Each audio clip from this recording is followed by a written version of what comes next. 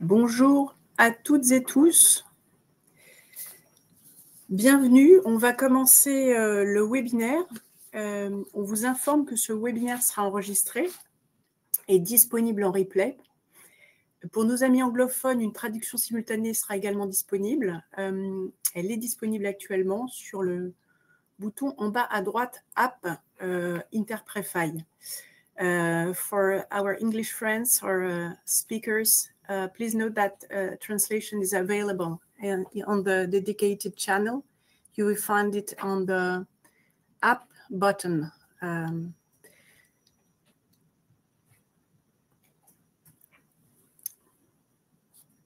Pour toutes les questions pratiques, vous avez le bouton chat.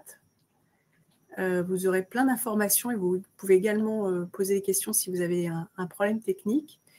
Et pour toutes les questions que vous souhaiteriez poser aux intervenants, aux panélistes, merci d'utiliser le bouton « Questions » en bas à droite. Voilà.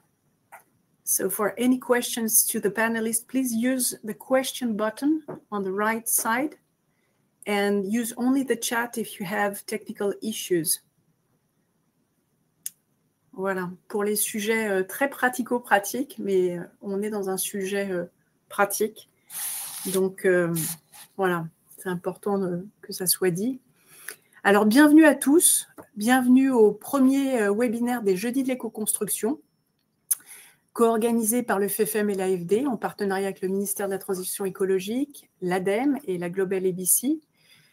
Ces webinaires s'inscrivent dans une action de long terme de nos deux institutions, le FFM et l'AFD, au travers de projets et de programmes qu'on a soutenus depuis plus de 15 ans maintenant, notamment le programme d'efficacité énergétique du bâtiment, Tikao, Acacia, Coquelicot, Fard, Arandre, le projet USE également au Congo. Voilà. Et tous ces projets visent à promouvoir l'éco-construction dans un objectif évident d'atténuation des émissions de CO2. Je rappelle que le secteur du bâtiment représente 1/5 des émissions mondiales de gaz à effet de serre. Mais au-delà de ce sujet atténuation, c'est aussi un enjeu d'adaptation du bâti, de meilleur confort thermique pour les usagers, de réduction aussi de leur facture énergétique. C'est un enjeu aussi d'utilisation de matériaux locaux, bas carbone, de mobilisation de filières locales et créatrices de valeur, et d'emploi local, évidemment. Alors, cette série de webinaires, elle s'inscrit dans un momentum particulier. On est à la fois aux 10 ans de l'accord de Paris et 1 an après la signature par plus de 70 pays de la déclaration de Chaillot. Je crois qu'une de nos intervenantes reviendra sur ce point. Voilà, donc il nous semblait intéressant aujourd'hui de se réunir pour discuter de sujets clés. On vous propose 3 thèmes clés dans le cadre de cette série de webinaires. Ce premier webinaire, comme vous le savez, qui sera dédié à la normalisation du secteur, des matériaux, des techniques de construction et de la création de chaînes de valeur. Un second webinaire sera dédié à la formation à l'éco-construction à tous les niveaux. Et le troisième webinaire va traiter du changement d'image pour amplifier l'impact de l'éco-construction. Donc, tous les sujets de sensibilisation, de communication et de montée en puissance de l'éco-construction. Alors, ces thèmes clés, ce n'est pas le fruit du hasard, c'est tout le travail qui a précédé cette série de webinaires et notamment une trentaine d'entretiens qui ont été menés avec une communauté d'experts, des praticiens de différentes sphères, de différents secteurs, qui ont permis d'identifier 3 verrous qui font que malgré tous les projets, les programmes, ceux que j'ai notés, qui sont soutenus par l'AFD et le FFM, et il y a bien d'autres institutions qui soutiennent l'éco-construction, et malgré tous ces projets, tous ces programmes, on fait le constat que l'éco-construction reste en marge du secteur global de la construction. Et quelque part, avant de rentrer dans le tour de table, on voulait vous partager quelques éléments de réflexion qui sont sortis de ces 30 entretiens. Et finalement, une question qui se pose, est-ce que la normalisation et les constructions, ce n'est pas un peu « je t'aime, moi non plus » Et dans les défis qui sont remontés, on voit qu'il y a des sujets de consensus, notamment au niveau régional, sur les écomatériaux. On comprend bien qu'il y a un enjeu et qu'un écomatériau ne peut pas être forcément universel. Il a un lien avec le territoire, il y a une question de proximité, de climat, etc. Il y a la notion aussi d'accélération de la certification de la normalisation pour simplifier et adapter les processus de certification et pour qu'ils soient accessibles aussi à tous les acteurs, y compris les toutes petites entreprises et les moyennes entreprises, et que c'est finalement un enjeu important pour sécuriser les marchés publics, mais aussi la commande privée. Et il y a, on dirait, un troisième enjeu qui est apparu aussi dans les échanges avec les groupes d'experts, c'est le fait de peut-être aussi ouvrir à des solutions hybrides et en même temps rechercher une compatibilité internationale. Donc, on reparlera des cadres et des labels internationaux, mais que peut-être il y a des combinaisons flexibles ou des chemins intermédiaires à trouver entre les écomatériaux et les normes, et entre les écomatériaux et les matériaux conventionnels, pour avancer plus concrètement et plus rapidement sur ce chemin. Alors, je vous propose maintenant qu'on découvre notre panel d'intervenants. On a la chance d'avoir un tour de table très riche et on est très, très heureux de pouvoir réunir ces acteurs-là. Célia Martinez, qui est responsable du programme Bâtiment durable aux Nations Unies, au programme des Nations Unies pour l'énergie et qui intervient au sein de la Global ABC. Bernard Boyeux, qui est directeur de BioBuild Concept et coordinateur général de différents projets, dont Tikao et Coquelicot, soutenu par le FFM. Ada Yaya Bokoum, secrétaire générale de la Fédération des architectes francophones d'Afrique et ancienne présidente de l'Ordre des architectes du Burkina Faso. Ernest Dione, qui est cofondateur de BioBuild Concept Africa, coordinateur national de Tikao. Mattia Bertolini, qui est cofondateur de Chihuahua Project. Et moi-même, Aurélie Gueldre, qui serait votre modératrice aujourd'hui et qui suis responsable des sujets Ville et Territoire, Pro-Climat et Nature au sein du FFM. Alors, donc sur les sujets pratiques, je rappelle que pour poser vos questions aux panélistes, vous avez le bouton questions et que pour vos problèmes techniques ou des renseignements d'ailleurs, il y a plein d'infos, vous pouvez aller sur le chat. Voilà. Je vous propose maintenant qu'on ouvre la table ronde avec l'intervention de Célia Martinez. Célia Martinez, vous êtes chargée de programme à la division changement climatique et programme des Nations Unies pour l'énergie. Vous pilotez le projet Transformer l'environnement bâti grâce à des matériaux durables. Vous êtes ingénieur industriel diplômé de l'Université Polytechnique Carlos III de Madrid. Vous avez également un master en gestion de l'énergie et vous comptez maintenant plus de 15 ans d'expérience dans le développement de projets d'énergie renouvelable. La première question que on voudrait vous poser, Célia, c'est de nous rappeler, compte tenu de votre rôle au sein de la Global ABC, le cadre et les enjeux mondiaux de la normalisation. Et je vous laisse la parole.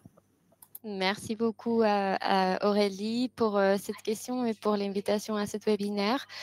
Donc, avec cette première diapositive, je voulais montrer un peu le contexte sur la manière dont la normalisation et la standardisation des bâtiments et des matériaux bas carbone sont abordés dans l'espace international et dans des accords climatiques internationaux relatifs au secteur des bâtiments. Et je voulais présenter deux initiatives, le Buildings Breakthrough et la déclaration de Chaillot. Donc, pour commencer, l'initiative Buildings Breakthrough a été lancée en 2023. C'était lors de la COP28 à Dubaï, avec pour objectif de renforcer la collaboration internationale dans des domaines clés et accélérer les progrès vers l'objectif de faire des bâtiments résilients et à faible émission la nouvelle norme d'ici 2030, pardon. Un objectif très, très ambitieux parce qu'on est très loin de là et on est déjà en 2025. Et c'est important que la priorité numéro 1 de cette initiative porte sur les normes et les certifications. Il vise à favoriser un consensus international que vous avez parlé. Donc, ça vise à favoriser un consensus international autour de définitions qualitatives et des principes partagés pour les bâtiments à émissions quasi nulles et résilients tout au long de leur cycle de vie. L'équipe qui travaille sur cette priorité a partagé cette semaine, il y a quelques jours, le premier rapport d'avancement qui est déjà disponible sur les sites web de la Global EVC.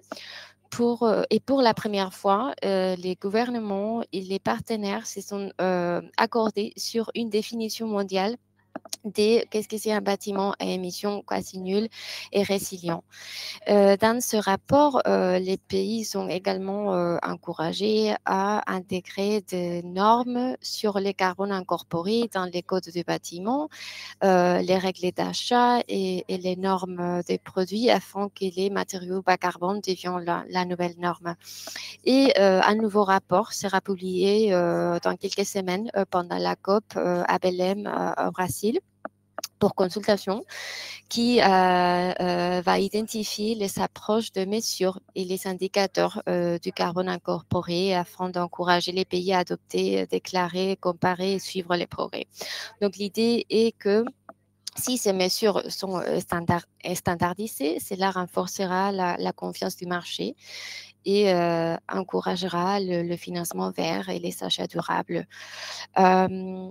Et la deuxième initiative, et c'était un an après le Building Breakthrough, en mars 2024, plus de 70 pays ont approuvé, comme vous l'avez dit, à Paris, la déclaration des Chaillots pour reconnaître que les secteurs du bâtiment et de la construction est responsable de plus de 34% de la demande énergétique et environ 21% des émissions totales de gaz à effet de serre, que la demande mondiale en matières premières devrait presque doubler d'ici 2060 et que d'ici 2060, la surface de plancher occupée par les secteurs du bâtiment doublera à échelle mondiale. Donc, dans la déclaration des Chaillots, les pays s'engagent, entre autres, et j'ai pris uniquement les éléments relatifs à la normalisation, à faire progresser et promouvoir l'adoption des normes, de labels et des certifications dans le secteur du bâtiment et de la construction ou soutenir leur adoption au niveau infranational. Donc, à travers ces deux initiatives, nous constatons que la communauté internationale, les pays, les différents partenaires, l'ensemble de la chaîne de valeur des acteurs de bâtiment reconnaît la nécessité de développer des normes et des standards comme instrument de transformation du marché. Et dans mon deuxième diapositive, pour compléter ma réponse, en 2024, la Global EVC, si vous pouvez changer la deuxième diapositive, s'il vous plaît, merci. Donc, en 2024, la Global EVC a lancé le rapport Building Materials and the Climate. Ce rapport examine spécifiquement les matériaux bas carbone et comment généraliser leur usage. Et je liste ici quelques recommandations mises en avant dans ce rapport, comme la besoin de l'harmonisation des méthodes de déclaration carbone, la besoin d'un étiquetage transparent et des normes mondiales pour assurer une concurrence équitable, la nécessité de soutenir les producteurs, notamment dans les économies émergentes, où l'accès aux certifications est très limité, et la nécessité d'un appui pour une vérification tierce équitable, travailler vers l'équité dans la chaîne d'approvisionnement mondiale et empêcher l'achat à bas coût de matériaux polluants. Et finalement, le rapport met en évidence trois éléments essentiels pour une décarbonisation équitable. Le renforcement des capacités dans les pays du Sud, l'établissement de protocoles internationaux des certifications et labellisations fiables et la sensibilisation des consommateurs aux impacts sociaux et environnementaux des matériaux. Donc, tous ces éléments résument comment les besoins de normes et des standards est pris en compte dans les accords internationaux et les initiatives climatiques. Merci beaucoup, Célia, pour ce panorama. Est-ce que vous pouvez nous parler du cas de l'Inde et de la Colombie qui apparaissent comme assez moteurs et de savoir, du coup, quels enseignements on peut en tirer aussi et appliquer peut-être à d'autres territoires? Oui, donc dans cette diapositive, je vous présente quelques exemples d'actions mises en œuvre dans l'Inde et en Colombie, qui sont en train de chercher comment créer des conditions favorables au développement d'un marché pour les matériaux bas carbone. Par exemple, en Inde, ils ont créé le Conseil pour la promotion des matériaux et technologies de construction. C'est un conseil qui a été créé sous le ministère du Logement et des Affaires urbaines, qui mène de nombreux travaux de recherche, de formation et de promotion des matériaux de construction bas carbone. Nous avons, comme nous avons travaillé beaucoup avec eux et nous avons organisé plusieurs ateliers à New Delhi en partenariat avec ce conseil. Et ils sont dans l'Energy Conservation Building Code, donc le code d'édification.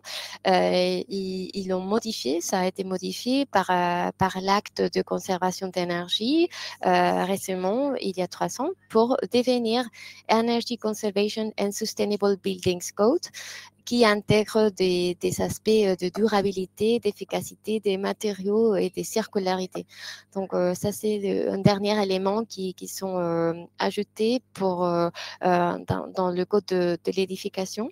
Et en Colombie, c'est intéressant parce que c'est au niveau local. Je voulais vous parler de la ville de Cali, qui a développé un cadre de construction durable intégrant des matériaux à faible émission de carbone avec un label de construction vert lié à des incitations financières sous forme de réduction fiscale. Et ce processus a été commencé, a été lancé à partir de l'élaboration d'une feuille de route, comme l'a fait au Sénégal, par exemple, et au Ghana aussi, pour les secteurs de bâtiments et de la construction, ce qui a conduit à des multiples actions au niveau national et infranational. Donc ça, c'est deux exemples. Et pour conclure, je voudrais dire qu'il n'existait pas de recette unique, que nous constatons de s'avancer dans certains pays, dans multiples pays, mais qu'il reste encore beaucoup de travail à accomplir dans ces domaines, qu'il y a encore des défis à ces sujets. Et je reste Merci là. beaucoup, Célia. Et merci d'avoir fait cet effort de nous présenter à la fois les enjeux macro et d'avoir fait un focus sur 2 cas très concrets, ce qui est très précieux et qui est vraiment l'objectif de vision croisée de cette série de webinaires. Je vais passer maintenant la parole à Bernard Boyeux. Bernard, vous êtes spécialiste de la construction durable et du développement de filières de matériaux biosourcés. Vous travaillez sur ce sujet depuis 30 ans.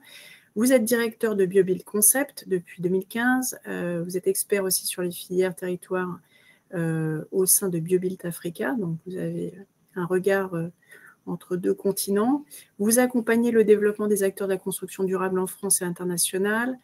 Vous avez effectivement cette vision spécifique sur l'Afrique de l'Ouest et les territoires tropicaux. Vous avez piloté la mise en place de règles professionnelles de construction dans la construction chanvre en France et le programme NG2B sur la normalisation des granulats végétaux. Et enfin, vous intervenez également comme formateur dans plusieurs écoles d'ingénieurs.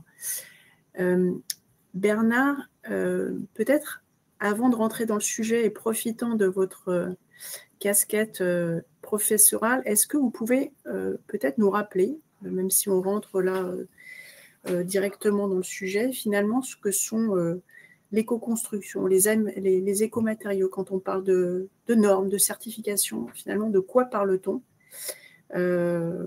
Pourquoi et pour qui, finalement, faut-il normaliser?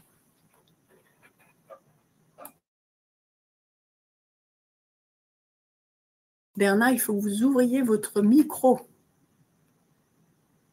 Oui, c'est bon. Super. Merci, excusez-moi. Donc, bonjour à toutes et à tous et merci pour votre invitation.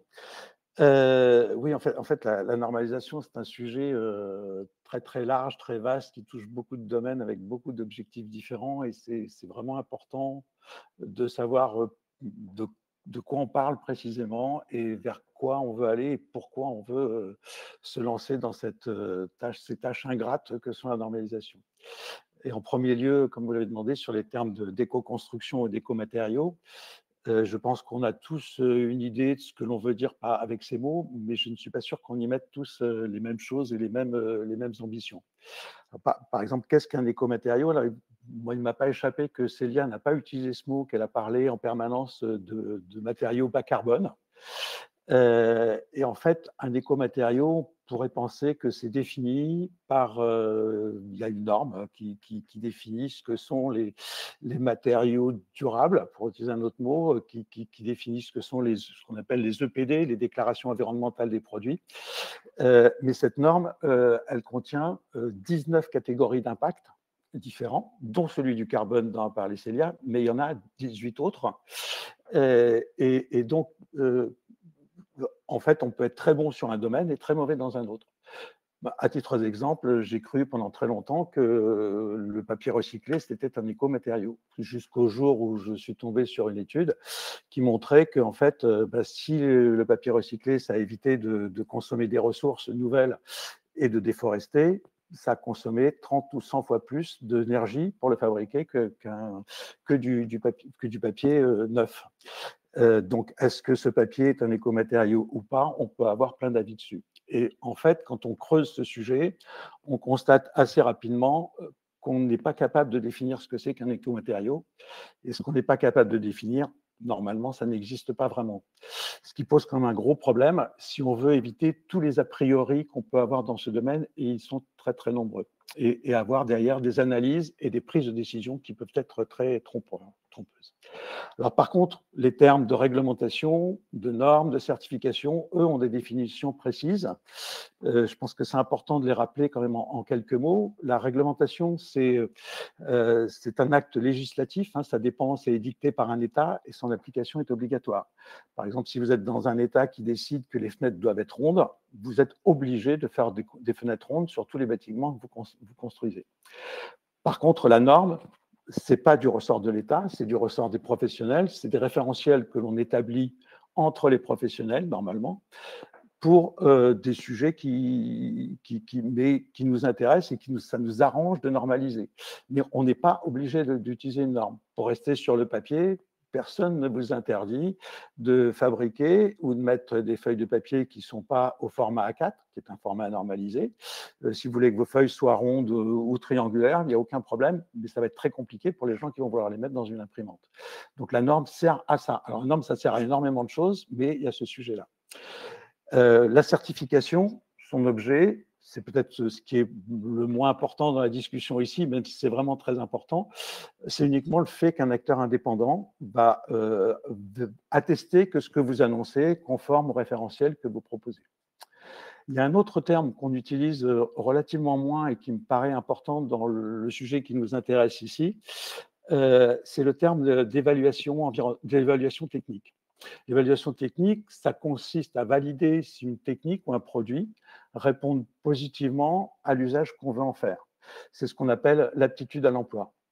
C'est une notion que l'on retrouve beaucoup dans les normes, mais tous les matériaux et tous les produits, notamment ceux qui sont les plus innovants et qui arrivent sur le marché, ne sont pas normalisés. Mais on a quand même besoin, en général, pour plein de raisons sur lesquelles je vais revenir un tout petit peu après, qu'on ait cette évaluation technique pour que les gens puissent les utiliser. Alors, l'autre question qui vient tout de suite derrière et que vous avez posée, c'est pourquoi est-ce que l'on veut normaliser? Comme je le disais, c'est un acte, j'allais dire douloureux presque, tellement ça peut être compliqué, lourd, coûteux, et c'est très ingrat. Alors, il y a de très nombreuses raisons de normaliser, ne serait-ce que des raisons commerciales. Je pense que Célia en a évoqué un bon nombre sur l'aspect environnemental. On en évoquera sans doute d'autres, mais moi je pense que ce qui nous intéresse ici, c'est de développer la construction durable. Et les normes peuvent contribuer à ça sur de nombreux points. Je vous en citer 3. La première chose, c'est qu'on a besoin de faire émerger ou de consolider des solutions techniques performantes et innovantes, et que cela, ça s'appuie sur de la recherche. Et pour faire de la recherche, on a besoin de normes pour être efficace.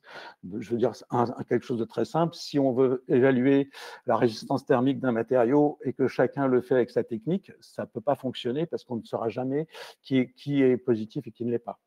Le deuxième point qui me semble important, c'est que les professionnels ont besoin de ces référentiels pour pouvoir échanger, pour pouvoir construire en toute sérénité, pour pouvoir, dans certains cas, accéder à l'assurance, etc. Donc, c'est le deuxième point important. Et peut-être, enfin, peut-être celui qui est le plus important au-delà de ça, c'est de garantir la qualité des ouvrages. Parce que si on construit avec des solutions qui ne sont pas durables dans le sens de durabilité, de qualité des ouvrages dans le temps, on va au-devant d'énormes problèmes et que d'autre part, il faut rassurer les utilisateurs sur la qualité de ce que l'on va leur proposer.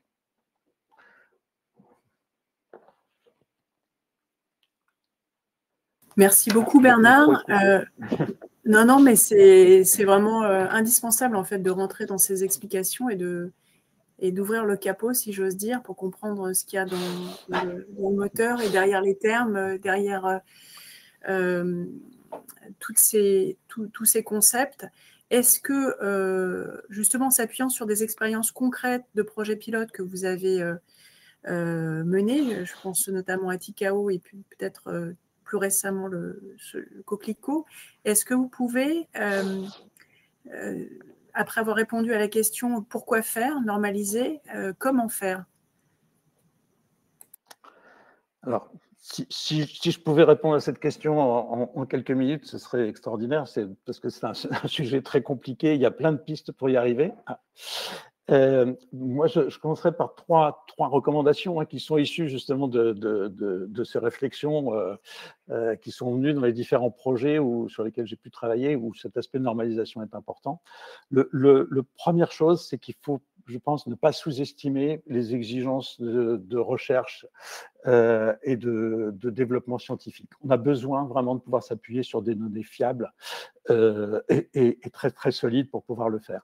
On a buté normalement, par exemple, sur les aspects de normalisation des granulats, alors que ça fait 30 ans qu'on travaille dans ce domaine, sur la composition chimique et les impacts que ça peut avoir, parce que c'est un domaine très compliqué. Et aujourd'hui, malgré ces 30 ans de recherche, on n'a pas les réponses. Donc, c'est un point important. Le deuxième point, vous l'avez dit un peu en introduction, c'est que autant l'aspect international est important parce que il faut tout ce qu'a expliqué Célia tout à l'heure, plus axé sur l'environnement, vaut pour le reste aussi, mais le local a aussi son point. Je n'aime pas insister là-dessus parce que je pense qu'on va en reparler. Et troisième point, qui me semble vraiment important, et ça c'est peut-être plus du vécu du monde européen aujourd'hui, et notamment français, où on est bardé d'une quantité de normes énormes qui deviennent un blocage pour l'innovation. Démarrer des nouveaux produits avec des produits innovants en France aujourd'hui, c'est très, très compliqué pour les petites entreprises, qui sont en général les plus innovants, et les grosses entreprises réfléchissent beaucoup avant d'y aller parce que les coûts sont très importants. Donc, il faut faire, à mon avis, attention à ce point.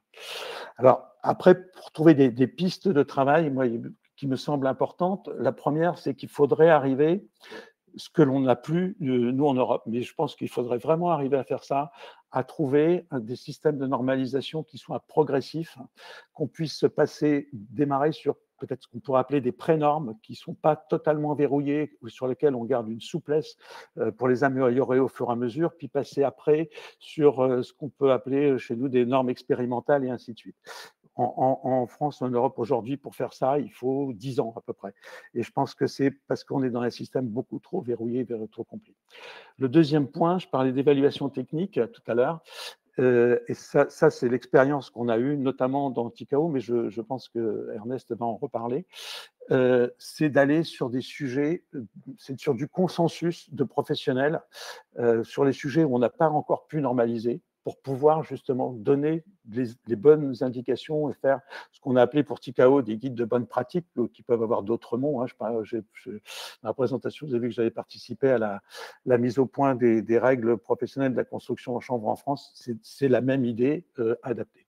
Et puis, troisième point, mais je pense que ça, Célia l'a déjà développé, et je pense qu'il faut vraiment qu'on ait des systèmes crédibles sur l'évaluation environnementale. J'ai parlé d'évaluation technique, pour que ce que l'on fait soit vraiment crédible et à long terme. Et ça, par contre, je pense qu'il faut qu'il y ait là-dessus un consensus large, que ce soit au niveau des pays, parce que on ne peut pas faire ça chacun de notre côté. Donc, il y a des processus à mettre au point là-dessus pour arriver à se mettre ça en place. Voilà. Très rapidement. Mille merci Bernard pour ce panorama et d'avoir posé un peu le cadre des enjeux avec votre retour d'expérience à la fois terrain et votre vision académique. Ça, c'est vraiment précieux. Et en plus, vous avez respecté le timing. On est très bien.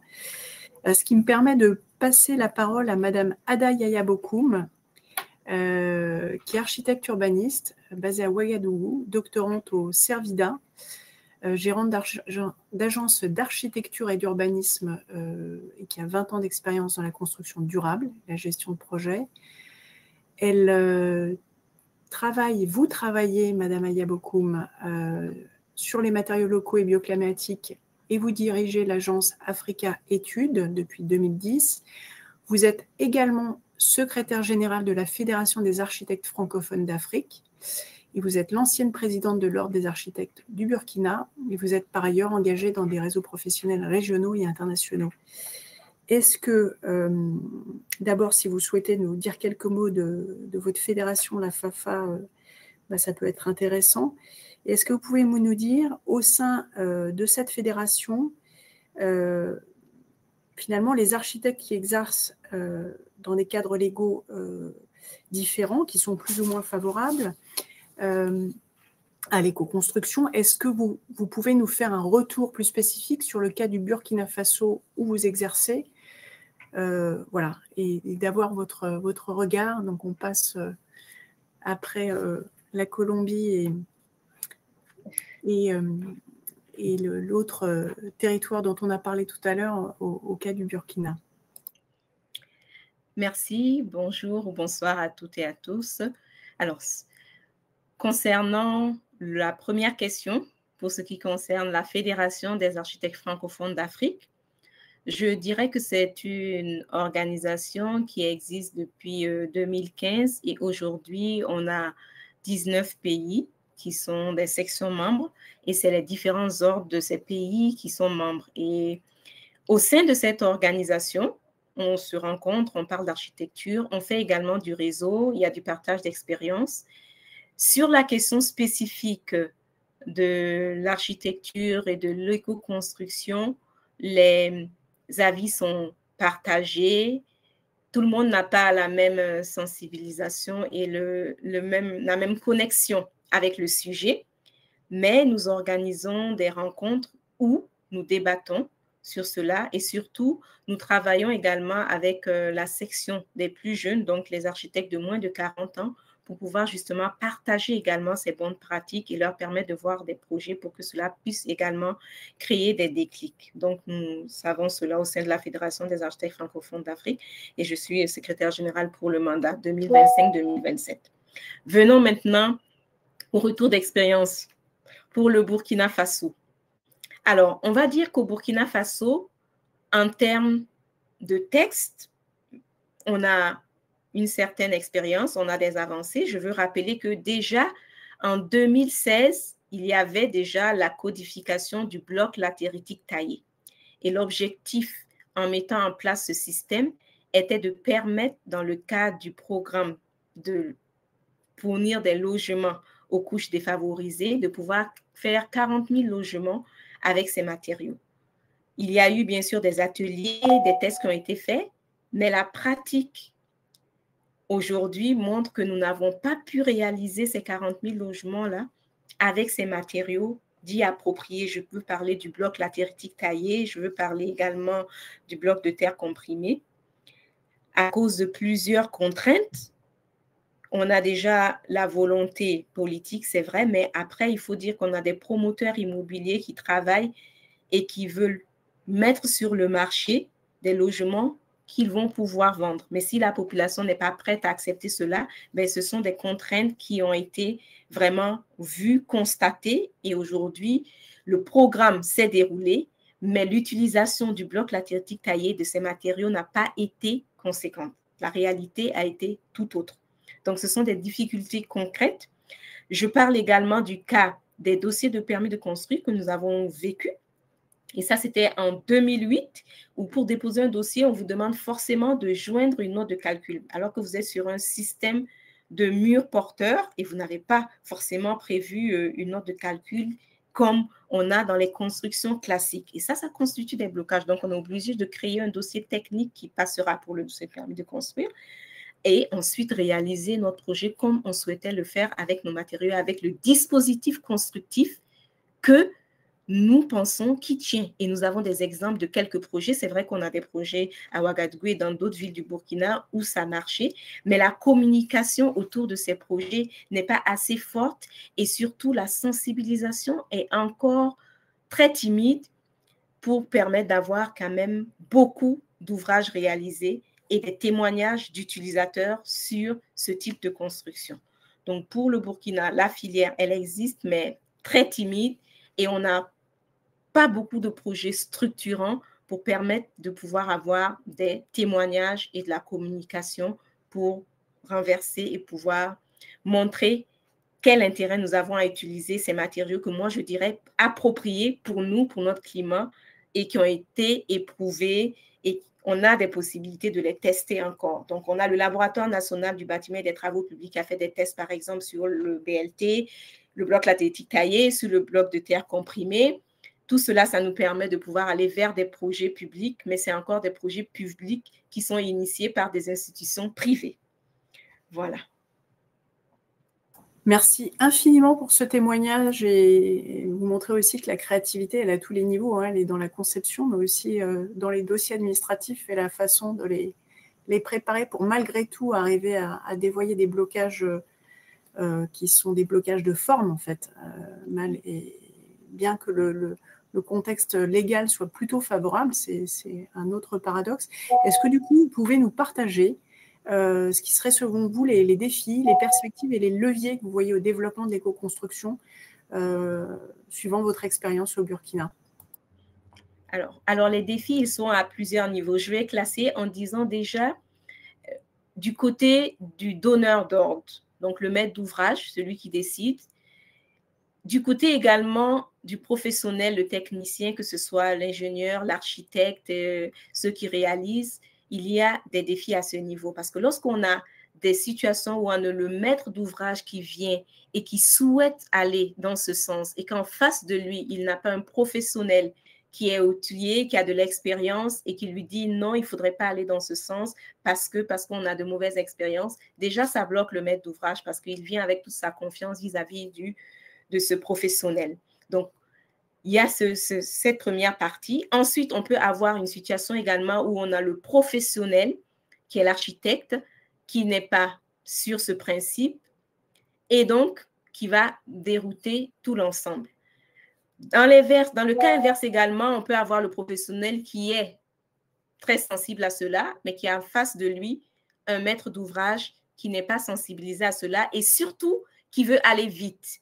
Et une question également qui revient trop souvent, c'est la question du coût. Est-ce que ce que vous me proposez en termes de matériaux qu'on dit locaux, appropriés, voilà, est-ce que ça va me coûter moins cher? C'est une question qui revient, la question du coût, côté économique. Et des exemples qui n'ont pas marché, ça existe, c'est vrai, mais surtout, il faut expliquer à ces personnes-là qu'on a beaucoup évolué et qu'il y a beaucoup de compétences qui se développent de plus en plus. Donc, les défis de financement, les défis également en termes de délai, mais surtout également le côté culturel, parce qu'on a encore cette tendance qui dit que ce type de construction se font dans des zones rurales. Et si je suis dans une situation où je veux quelque chose de très moderne et je suis dans une zone urbaine, les gens ont tendance à penser que cela n'est pas approprié pour leur type de construction. Bien que nous avons des exemples maintenant qu'on peut aller faire visiter des ouvrages en zone urbaine qui ont été réalisés avec ces matériaux et avec ce principe. Il y a une autre difficulté également, c'est qu'il y en a qui pensent que dès que j'utilise du bloc latéritique taillé ou j'utilise du BTC, je suis déjà en train de réaliser une éco-construction. Non, ça, c'est juste le matériel. Donc, il y a le dispositif constructif, comment je l'utilise, et c'est ça qui va donner le résultat final. Et ensuite, il y a la notice d'utilisation également. Lorsque je finis l'ouvrage, comment est-ce que les occupants utilisent cet ouvrage-là? Tout cela montre qu'il y a quand même assez d'étapes à franchir. Et à côté, on a une grosse concurrence de tout ce qui vient de l'extérieur ça va très vite. On commande, ça arrive et c'est sur la place du marché. Et donc, du coup, en termes de coûts, en termes de délai, en termes de mise en œuvre, on a quand même des défis. Il faut dire que chez nous, on a l'ABNORM qui a quand même évolué, qui fait beaucoup sur les normes. Donc, on a déjà une norme sur le bloc de terre comprimé, mais très peu connue, très peu utilisée. Donc, dans les faits, on ne fait pas référence à cela. Et quand on veut aller également sur certaines garanties, ben, lorsque vous travaillez avec des matériaux comme la terre, qui est quand même un matériau assez capricieux, c'est assez difficile d'avoir une ligne, un guide bien clair. Donc, c'est pour ça qu'il faut aller vraiment sur des guides bien pratiques et expliquer comment est-ce qu'on peut mettre en place ces éléments en termes de formation, communiquer avec les maîtres d'ouvrage, ces donneurs d'ordre, et aussi travailler avec les professionnels comme les architectes, les ingénieurs et les artisans qui mettent en œuvre ces projets-là. Et c'est tout cela qui peut pouvoir permettre de développer et avancer. Donc, on a assez de leviers et on commence à avancer parce qu'on a quand même des associations de professionnels qui se mettent ensemble pour partager des bonnes pratiques et on crée également des cadres de discussion et de communication avec ces professionnels, mais aussi les maîtres d'ouvrage. Merci infiniment, Adaye Aboukoum, pour ce témoignage. C'est petit à petit, le kaléidoscope prend forme et c'est vraiment intéressant. Moi, je propose qu'on passe la parole à Ernest Dione. Ernest, vous êtes biologiste sénégalais, vous êtes spécialisé dans la gestion de l'environnement et du développement durable. Vous avez travaillé comme responsable à la direction de l'environnement du Sénégal, puis comme consultant et dirigeant du cabinet BioBuilt Africa. Vous êtes également coordinateur de plusieurs programmes d'envergure sur l'efficacité énergétique et les matériaux biosourcés, TICAO, qui vient de s'achever en collaboration avec l'ADEME, et précédemment le programme d'efficacité énergétique sur le TIFA, voilà, qui s'est prolongé avec TICAO. Vous êtes également membre actif de la plateforme ABC 21 et point focal de l'Alliance mondiale sur le bâtiment et la construction. Donc, vous connaissez aussi Célia, et je crois que vous êtes en lien, puisque Célia travaille notamment sur la feuille de route du Sénégal. Ernest, la première question que j'ai envie de vous poser, c'est, en passant maintenant sur le cas du Sénégal, c'est pourquoi la normalisation est importante pour développer la construction dans ce contexte, et est-ce qu'on ne peut pas avancer finalement sans ou d'une autre façon?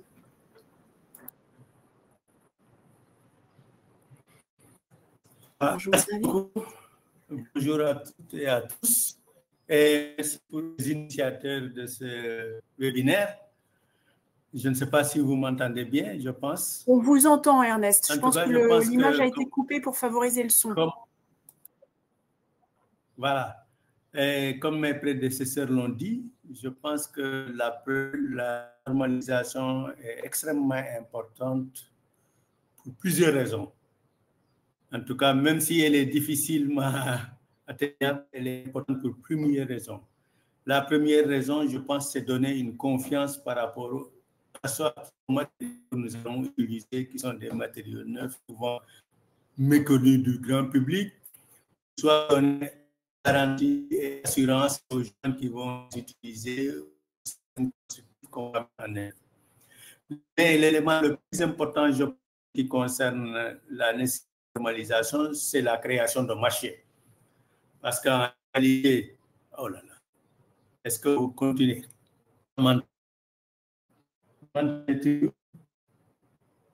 Allô? On vous entend de façon saccadée. On vous entend, Ernest. Si c'est vraiment inaudible, je vous préviens et à ce moment-là, peut-être qu'on passera l'intervenant suivant, reviendra vers vous. Pour l'instant, on vous laisse parler tant que ça fonctionne. OK. Donc, je dirais que la normalisation est extrêmement importante et l'aspect le plus important, c'est que s'il n'y a pas de normes, quelqu'un l'a dit tout à l'heure,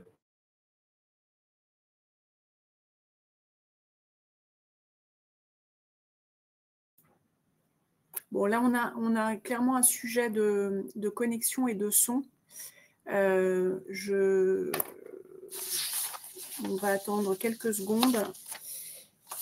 Et si ça ne se rétablit pas, ouais, je crois qu'il y a un petit sujet. On va voir avec Ernest comment il peut se reconnecter. Je propose du coup peut-être d'anticiper la dernière intervention, qui était celle de Mathia, et de revenir ensuite à Ernest quand il aura une meilleure connexion. Mathia, vous êtes ingénieur architecte, vous êtes italien, vous êtes cofondateur de Shiwara Project. Vous êtes spécialisé dans l'architecture durable, notamment en Afrique. Vous avez coordonné des projets d'éco-construction utilisant des techniques traditionnelles variées, notamment la voûte nubienne, et des matériaux locaux au Sénégal, au Mali et en Éthiopie. Alors, est-ce qu'on peut repasser? Merci.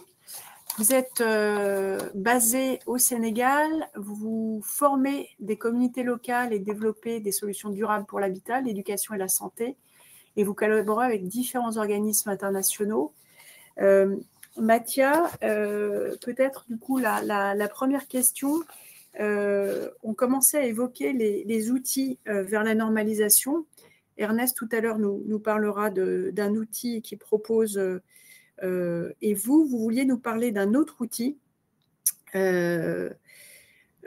qui vise à objectiver en amont. Donc, c'est la problématique que vient de soulever Madame Ayaya Bokoum. Pour objectiver, essayer de convaincre en amont sur pourquoi choisir l'éco-construction plutôt que des constructions conventionnelles en ayant un référentiel d'empreinte. Voilà, je vous laisse peut-être nous parler de cet outil et de comment objectiver les bénéfices de l'éco-construction. Merci, bonjour à toutes et tous. Effectivement, je pense qu'avant, on était soulevé les points clés de défis du secteur par Célia, Ada et Bernard. Aujourd'hui, il y a une vraie nécessité, on pense, chez Shiwara, d'un consensus entre les professionnels, mais d'essayer de donner des instruments à tous les acteurs de la filière. Surtout aux acteurs qui ne sont pas des techniciens, qui ne sont pas spécialisés, pour convaincre, pour gagner de la crédibilité et pour démontrer la valeur ajoutée des bâtiments qui sont durables. Donc aujourd'hui, les défis, notre objectif, notre ambition chez Shiwara, c'est de développer un outil qui se base sur des données scientifiques. Nous sommes spécialisés dans l'analyse du cycle de vie des bâtiments selon les bases, les standards ISO internationaux, mais de comprendre comment est-ce qu'on peut vulgariser les résultats. Quand je parle de vulgariser, je me réfère au fait d'ouvrir la porte aux non-techniciens, ouvrir la porte aux acteurs de la filière, les bailleurs, les organisations promotrices de bâtiments durables, les entreprises de construction, pourquoi pas les artisans, les cabinets, qui sont pas en capacité, qui sont convaincus de la technique, qui voient l'impact, mais qui ne sont pas en capacité de mettre sur la table des données et d'interpréter, de faire comprendre aux autres acteurs la valeur ajoutée. Donc, c'est bien sûr un travail qui vise sur la création de référentiels d'indicateurs communs. Il y a des activités qui ont déjà été décrites dans cette table de discussion. Mais on a besoin vraiment d'un outil qui soit accessible. On ne peut pas, disons, tomber dans la technicité et risquer d'avoir trop de données et ne pas permettre de faire comprendre aux acteurs qu'est-ce que signifie avoir réduit 5000 tonnes de CO2. Donc, comprendre à qu'est-ce qu'on est en train de contribuer, mais surtout définir tous les niveaux de la durabilité. On croit que ce n'est pas juste, Bernard le disait, il y a 19 indicateurs. Ne sont pas juste des indicateurs de durabilité environnementale, de CO2, sont des indicateurs économiques, donc les retombées sur les économies locales, est-ce qu'on est en train de contribuer à notre construction sur l'économie du village, de la ville, de la région, et est-ce qu'au niveau social, on est en train d'avoir un impact. Donc, il n'y a pas une vérité absolue. Et donc, notre objectif, c'est comment est-ce qu'on peut créer un outil qui soit accessible aux différents acteurs, qui puissent l'utiliser pour interpréter, pour définir une direction de leur bâtiment. Merci beaucoup, Mathia. Est-ce que finalement, il y a déjà des outils, des labels internationaux? Pourquoi finalement ces outils seraient-ils moins adaptés que les outils d'empreinte dont vous nous parlez par rapport aux labels et aux certifications internationaux existants? Oui, effectivement, il y a une énormité d'outils, il y a une énormité aussi de réglementation au niveau international, mais nous sommes convaincus que, surtout dans l'éco-construction, parlant des pays sahéliens, c'est la région que nous on connaît le plus, c'est nécessaire de partir du terrain. Donc, on peut nommer plusieurs exemples de certifications existantes qui sont extrêmement contraignantes, soit non applicables. Ici, on essayait, c'est vraiment très rapide, hein, mais on essayait de faire des exemples. Les LEED, par exemple, c'est une certification qui a besoin des Environmental Product Declaration à la base. Donc, on a besoin de certifications pour chaque matériau qu'on utilise dans la construction. La question devient, est-ce que, par exemple, au Sénégal, on a ce type de certification? Est-ce qu'on est prêt, même dans les zones rurales où il y a le plus grand nombre de besoins de construction, est-ce qu'on serait prêt à répondre à cette certification? Certainement pas. Donc, on doit trouver une alternative. On doit faire des comparaisons entre techniciens, créer des bases de données qui soient fiables, scientifiquement adaptées, acceptées, mais applicables, qui soient flexibles. On parle aussi entre les certifications internationales, bien sûr, la gestion de l'eau, la gestion des déchets, l'accessibilité au transport public, etc. Sont des choses que demandent une infrastructure à la base qu'on ne peut pas trouver partout. Donc, en tant que technicien, en tant que professionniste qui intervient dans des réalités qui sont extrêmement différentes de la réalité où viennent les LEED, où viennent les LEED, le Casa Climat, on doit trouver une autre direction. On est convaincu de ça. Ça veut dire qu'on peut utiliser ce qui est l'expérience de ces certifications, mais on a besoin de créer un consensus qui part du terrain, de comprendre ce qu'est la réalité, dont parlait aussi Ada avant, ce qu'est le stigma, ce qu'est l'impact, et créer notre propre guide, notre propre référentiel, et sur cette base, créer un outil qui permet aux nos techniciens, aux acteurs qui ne sont pas des ingénieurs, par exemple, de pouvoir démontrer l'impact et pouvoir choisir leur direction. Ça, c'est un peu notre vision sur le sujet. Merci. Et du coup, on a envie de vous dire, présentez-nous 2 cas pratiques d'utilisation de cet outil qui est en cours de développement. Hein, donc, on comprend que c'est un processus qui est en cours. Donc, je vous laisse peut-être nous expliquer un petit peu les cas de ces 2 bâtiments. Merci. Oui, avec notre outil, je tiens à souligner, effectivement, c'est un développement, c'est un outil que nous, on utilise à l'interne parce que chez Shuara, on a une mission environnementale, on a un engagement pour obtenir une réduction, donc internement, de l'impact que nous, on a avec les constructions qu'on réalise. Et donc, on a développé cet outil qui puisse nous guider, comprendre quelle technique choisir cas par cas. Ça, on a 2 exemples de salles de classe, de 3 salles de classe chacun. Le premier avec une construction, un brique de terre comprimée stabilisée ou 7% de ciment, avec parois double mur ventilées pour assurer la meilleure performance thermique possible. Et à côté droite, on a la technique voûte Nubien, que c'est un adobe non stabilisé, cru, non comprimé, avec une énorme inertie thermique, avec des très bonnes prestations énergétiques. Donc ici, avec notre outil, on essaie de comparer avec ce qui serait la réalisation classique, qui serait fait sans notre intervention. Donc on connaît très bien ici, entre Mali et Sénégal, sont quelles typologies constructives traditionnelles, un parpentol par exemple. Et donc on fait 2 calculs de l'analyse du cycle de vie, dès la production des matériaux jusqu'au transport, la construction, l'usage du bâtiment, l'entretien et après la démolition et le recyclage. Et cela nous amène, dans le cas par exemple du BTC, à 5000 tonnes de CO2 équivalent sur tous les cycles de vie et à 6500 tonnes pour ce qui est le cas de la voûte Nubien. Quand nous parlons par exemple d'interprétation, ici c'est un cas, je pense, extrêmement explicite. Pour nous aujourd'hui, la question c'est qu'est-ce qu'on fait avec ce chiffre? Donc, comment on interprète les 5500 tonnes qu'on vient de réduire? On peut les interpréter comme contribution au programme, disons, les politiques de réduction de la décarbonisation du secteur de l'éco-construction. On peut les voir comme une réduction en termes de nombre de voyages en avion. Donc, chaque entreprise peut réduire son impact. Mais ici, c'est une question vraiment de comprendre ce qu'est l'interprétation qu'on donne.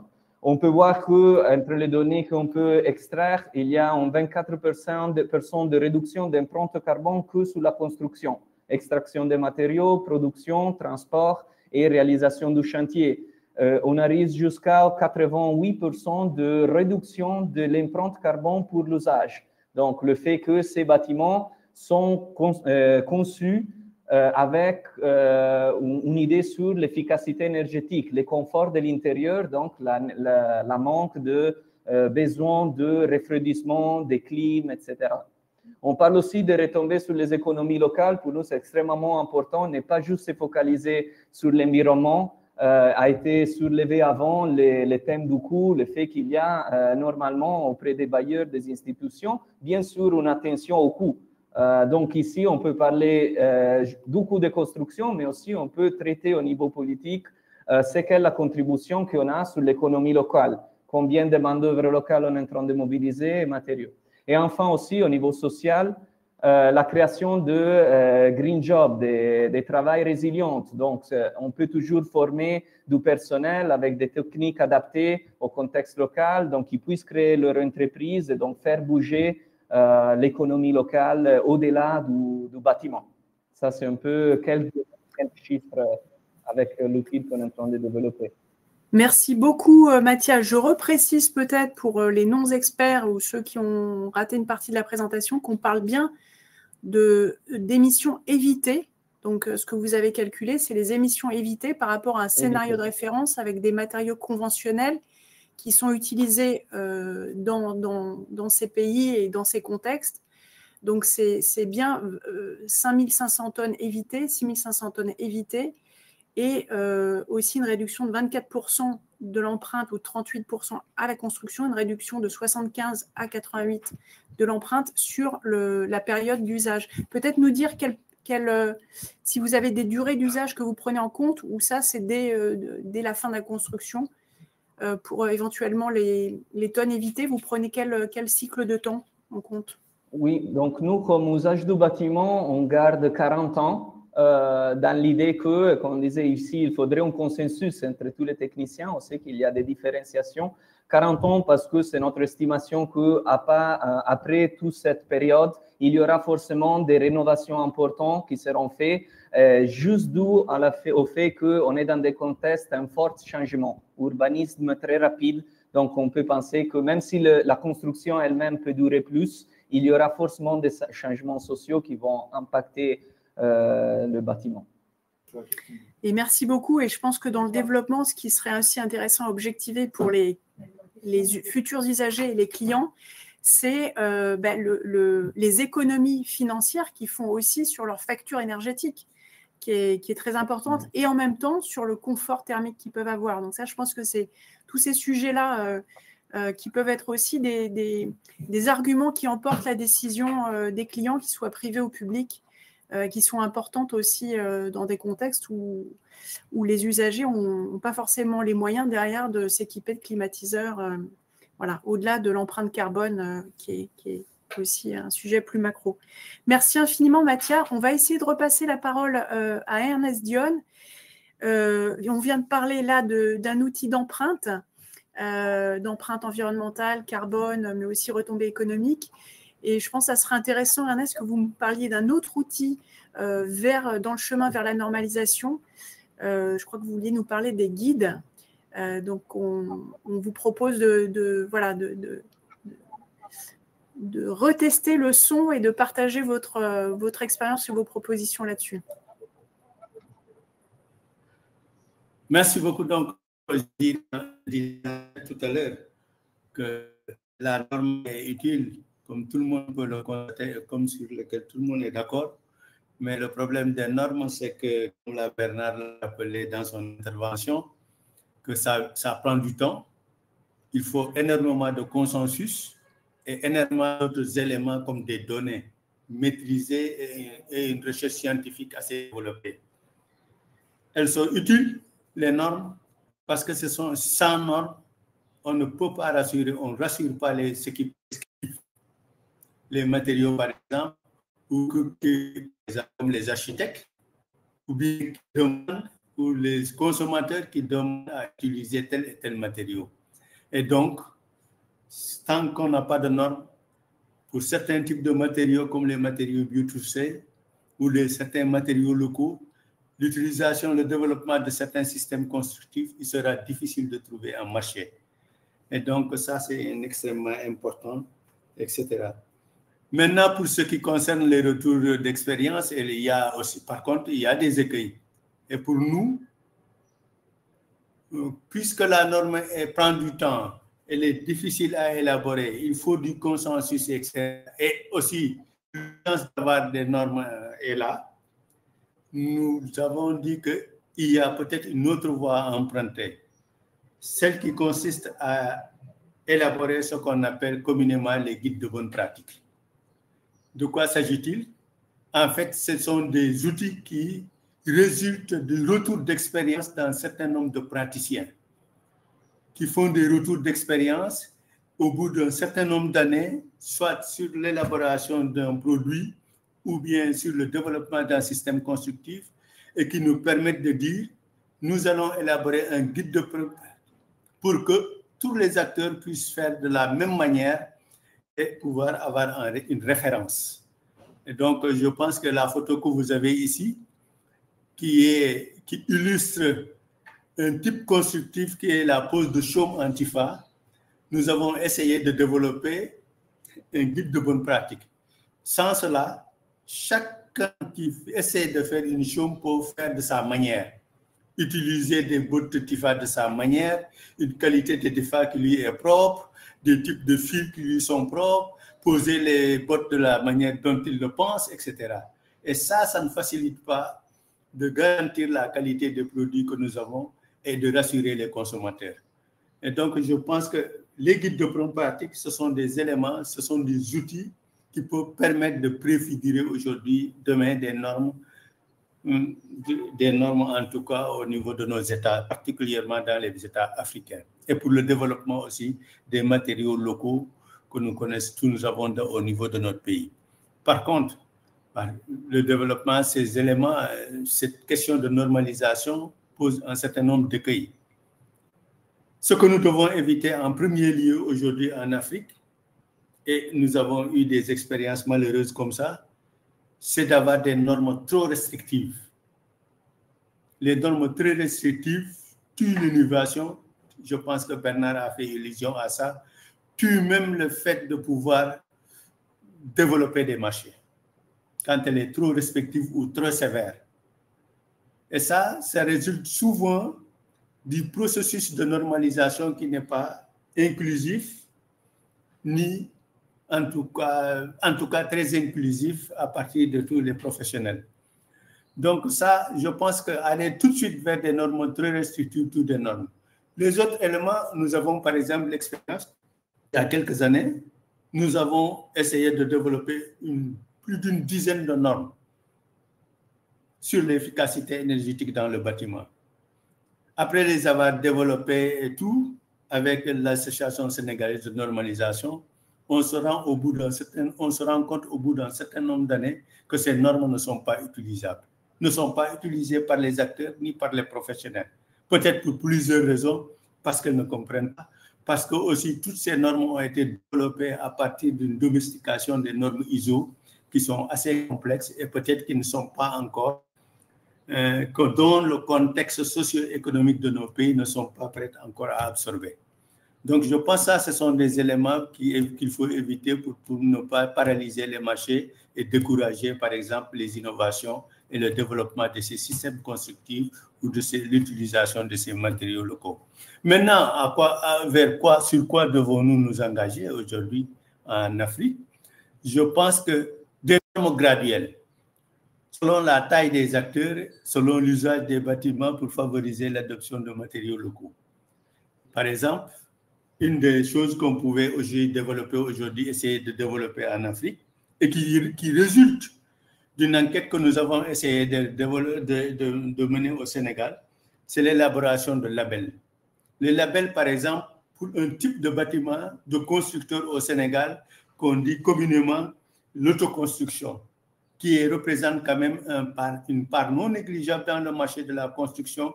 Ce sont des types qui construisent sans l'architecte, en tout cas en dehors des circuits d'autorisation, et qui représentent, d'après les statistiques, environ 80 à 90% des constructions au Sénégal. On pourrait imaginer développer, par exemple, des labels qui sont des cahiers de charges qui sont totalement adaptés au contexte socio-économique du secteur. Et ça, dans la pratique et dans la durée, pourrait permettre de préfigurer une réglementation. L'autre élément maintenant, c'est la mise en avant, comme je l'ai dit, c'est le cas aussi de la certification. Aujourd'hui, en tout cas, les référentiels de certification que nous avons, ce sont souvent des référentiels de certification qui sont développés ailleurs pour les pays développés. Quand vous voulez les utiliser dans nos contextes africains, vous avez des difficultés pour des questions de données, la complexité des référentiels, la question des ressources humaines. Nous n'avons pas aussi des ressources techniques et financières pour les mettre en œuvre ou bien en tout cas dans notre contexte. Et pourtant, il y avait possibilité de pouvoir développer des référentiels de certification qui sont en tout cas en adéquation avec le développement socio-économique de nos États. En tout cas, et je pense que voici ce que je voulais dire, compte tenu du fait que quand même ceux qui m'ont précédé ont parlé d'un certain nombre de choses que je ne souhaite pas répéter. Merci beaucoup. Merci Ernest, merci beaucoup. On est presque dans le timing. Et merci d'avoir fait l'effort de synthèse, parce que vous pourriez en parler évidemment encore beaucoup plus longtemps. Je propose que les personnes qui souhaitent poser des questions ou voter pour les questions qui ont déjà été posées puissent le faire, et peut-être rebondir, parce qu'il y a des sujets déjà dans les questions qui me permettent peut-être de repasser la parole à Daya Bokoum, puisque vous avez une expérience à la fois dans des bâtiments publics et dans des bâtiments de logement individuel, qui était une question d'un des participants en ligne. Est-ce que vous pouvez, parce que je crois qu'il y a vous avez une anecdote intéressante sur la construction du centre de formation Arc-en-Ciel que vous avez projeté tout à l'heure dans le Grand Ouagadougou. Et voilà, est-ce que vous pouvez nous en parler et peut-être éventuellement dire quelques mots sur l'expérience de logement bioclimatique, je crois, en tout cas dans l'un d'entre eux, dans lequel vous vivez d'ailleurs. Donc, vous pouvez en faire un retour d'expérience concret en quelques mots. Merci. Alors, merci de me donner la possibilité de revenir sur ça. Effectivement, pour ce qui concerne le centre Arc-en-Ciel qui est à Gueswende, à quelques kilomètres de Ouaga, justement, vous avez les images là.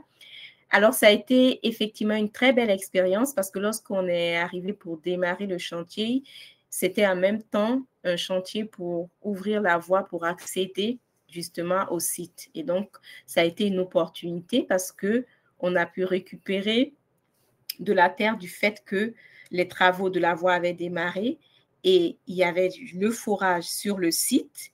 Cela a permis de réaliser une très bonne partie des blocs de terre comprimés que vous voyez. Vous voyez donc sur cette image-là, c'est effectivement le projet Arc-en-Ciel et c'est un exemple pour dire qu'on travaille vraiment avec ce qu'on trouve aussi sur le site et il faut pouvoir s'adapter. Donc, cette terre-là, on a fait les tests et on a pu l'amender et on a pu justement la stabiliser en fonction de sa situation. C'est pour dire que rien n'est figé. Dans le principe de construction avec des matériaux appropriés, on ne peut pas avoir une note technique qu'on doit suivre à tout moment. Il faut pouvoir s'adapter avec ce qu'on trouve. Et quand on retrouve également, par exemple, des arbres ou on retrouve des pierres, on peut les intégrer dans le projet. Donc, c'est vraiment dynamique et c'est cela également qui est intéressant et qui montre toute la richesse de ce type d'ouvrage-là.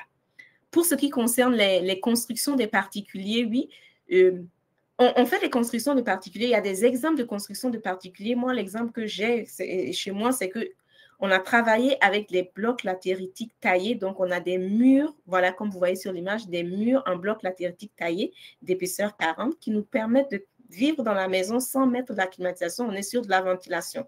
Donc, ça fait une énorme économie en termes de facture d'électricité. Et ça, c'est du réel. Et au fil des années, ben, vous rattrapez la question de coût qui est souvent posée. Parce que quand on veut bien réaliser avec ce type de matériaux, on ne se retrouve pas forcément en deçà des prix classiques. Mais on peut se retrouver avec les mêmes coûts. On a fait des comparaisons en termes de surface, même niveau de finition. Mais finalement, on récupère et on économise dans l'exploitation. Et ce n'est pas du tout négligeable quand on sait qu'on peut exploiter le bâtiment pendant 40, 50 ans. Donc, ne pas juste s'arrêter sur le coût de base auquel on investit, mais aller au-delà au niveau de l'exploitation. C'est important. Merci. Je pense que ça, c'est un point clé. C'est un point clé parce que ça rejoint deux enjeux, un enjeu social, un enjeu et un enjeu économique. C'est-à-dire que voilà, au-delà de la facture climatique, il y a une facture énergétique qui est réelle et qui devrait être objectivée dès la phase de conception. Et ça, c'est souvent oublié. Et on y reviendra, mais des programmes comme le programme d'efficacité énergétique du bâtiment visent aussi à objectiver ces sujets-là. Et donc, on y travaille beaucoup avec l'AFD. Et dans les questions, je vois qu'Olivier Moll, qui sera d'ailleurs un panéliste d'un prochain webinaire, donc, disait qu'il y avait aussi d'autres outils qui étaient développés, notamment par le laboratoire Crater. Donc, vous avez des indications sur la rubrique questions. Donc, merci Olivier pour ces interventions intéressantes. Je voulais relayer du coup une question dans des personnes connectées, peut-être pour Bernard. Bernard Boyeux, sur le chemin vers la normalisation, ne serait-il pas plus convenable d'adopter une approche de proximité en début de processus, d'abord par pays, puis par région, définie par les critères, donc climat et économique, avant d'atterrir au niveau mondial? Donc, pour chaque niveau, il y a des spécificités par rapport au secteur. Voilà la question. Est-ce que vous voulez prendre la main, Bernard? Et après, peut-être que oui. Rebondir. Oui, je pense que c'est une question qui a été abordée un peu, enfin, vous l'avez dit en introduction, moi je l'ai retiens un peu sur le international versus local. Voilà, donc, on pourrait d'ailleurs faire un lien avec pensée globale, agir local. On est un peu dans cette idée-là. Moi, je pense que justement, là on a un problème de définition, de savoir ce que l'on veut faire et de quoi on parle. Si on parle de l'approche, ce que Célia nous a présenté au départ sur l'aspect environnemental et d'avoir une démarche globale, je pense que ça ne fonctionne pas. Si on est sur ce dont parlait Ernest, d'évaluation technique, ce que moi j'ai appelé l'évaluation technique et qui se manifeste au travers, par exemple, de guides pratiques, ou de bonnes pratiques. Là, on est vraiment dans le local. Il est évident que les guides de bonnes pratiques, ceux qui fonctionnent, on n'appliquerait pas pour deux choses que je connais. Les règles professionnelles de la construction en chambre française au Sénégal, ça n'a absolument aucun sens. Même si on peut s'inspirer mutuellement de la démarche et de ce qu'on fait, c'est totalement différent. Donc ça dépend vraiment de ce qu'on fait, mais le local doit forcément être intégré dedans. Et j'insiste peut-être, je rebondis sur quelque chose que Ernest a touché du doigt aussi et qui me paraît vraiment essentiel, c'est que 80% de la construction, voire plus, est de la construction informelle de personnes qui n'ont pas accès aux normes et dont ce n'est pas forcément les préoccupations. Donc, il faut penser que quand on parle de tout ça, on est quand même sur une marge très, très fine de tout le sujet de la construction, et qu'il s'agisse d'atténuation au climat, qu'il s'agisse d'adaptation des bâtiments, etc. On ne résoudra pas le problème uniquement par de la norme. Voilà, c'est un peu dans la foulée de ça, mais je pense que c'est vraiment important. Et je pense que Olivier pose la question aussi sur la production de la norme, les contraintes par rapport aux matériaux. C'est un peu ce que j'ai essayé de dire en disant qu'il fallait faire attention entre innovation et normalisation. Il ne faut pas qu'on se verrouille, il faut vraiment garder une porte ouverte sur tout ça. Merci beaucoup Bernard. Il y a une question qu'on a repêchée dans le chat, même si normalement ça devait être dans l'onglet questions, qui était plutôt pour Ernest sur la disponibilité des guides de bonne pratique au Sénégal. Est-ce que c'est des guides qui sont, qui sont publiés, qui sont publics, qui sont partageables? On a fini enfin la première étape de rédaction de ces guides. Maintenant, je pense qu'elle mérite quand même d'être partagée au niveau national. On a même fait un certain nombre de partages, mais peut-être accentuer la vérification avant de les publier. Mais je pense qu'un travail important a été déjà fait, qui fait que ça pourra bientôt commencer à faire. Et je pense que Bernard peut-être sera du même avis que moi, parce qu'on l'a fait ensemble avec d'autres compétences. On les a regardés ensemble. Ça mérite d'être en tout cas mis à la disposition des acteurs qui connaissent des retours d'expérience et des retours de point de vue. Voilà. Merci beaucoup Ernest. Peut-être une question plus globale pour reboucler sur le début de notre webinaire pour Célia sur finalement les prochains grands jalons des feuilles de route, celles que vous suivez Célia, et plus globalement, qu'est-ce qu'on doit retenir un peu sur les grandes étapes qui peuvent nous motiver pour avancer dans ce chemin sinueux de l'éco-construction? Oui, donc comme j'avais dit, dans quelques semaines, il y aura un nouveau rapport publié à la COP pour consultation dans le cadre de cette priorité de Buildings Breakthrough sur la normalisation et la standardisation qui va identifier les approches des mesures et les indicateurs du carbone incorporé. Afin d'encourager les pays à adopter, déclarer, comparer et suivre les progrès. Et ça, c'est la prochaine étape qu'on va voir bientôt au COP. Et pour revenir au sujet qu'on a parlé avec Bernard, et global, local, c'est ce qu'on voit, c'est que tout se passe en même temps. Donc, il y a ces actions au niveau global qui sont en train d'être développées dans le Buildings Breakthrough ou à la Global ABC. Mais on voit aussi, comme quand on travaille avec les pays, le Sénégal, le Ghana, aussi en Asie, que les pays demandent ils commencent à prendre des actions au niveau local, et ils nous demandent qu'est-ce qui se passe, quelles sont les actions qui sont mises en place. Ils ont besoin d'une référence, mais après, c'est ce qu'on voit, c'est qu'ils ont besoin de créer leurs propres normes, leurs propres standards, leurs propres labels dans le contexte à eux. Donc, finalement, on voit que oui, il faut de normes globales, oui, c'est vrai, pour avoir un peu une référence. Mais finalement, chaque pays, je vois que la tendance est à développer leurs propres normes, leurs propres standards, leurs propres labels. On reçoit beaucoup de demandes de différents pays par rapport à ça. Merci beaucoup, Célia. Il y a peut-être une dernière question rapide, si quelqu'un peut faire remonter donc question de monsieur Damien Chang sur est-ce qu'il y a quand même eu des succès sur des produits qui ont pu être normalisés, et est-ce qu'on peut en partager un exemple de succès? Célia nous a parlé en introduction de matériaux en Inde qui avaient pu du coup être de façon très locale valorisés, aussi à Cali. Est-ce que quelqu'un veut donner un témoignage d'un produit qui a pu être normalisé, qui a pu mettre en œuvre pour donner un peu d'espoir?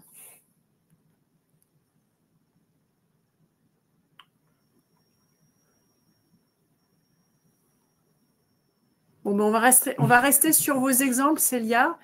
Moi, ce que je peux dire, c'est que dans les projets qu'on soutient, on a réussi à faire des réalisations, qu'on n'est pas toujours allé au bout des sujets de certification des matériaux, avec beaucoup de complexité qu'ont rappelé Bernard et Ernest.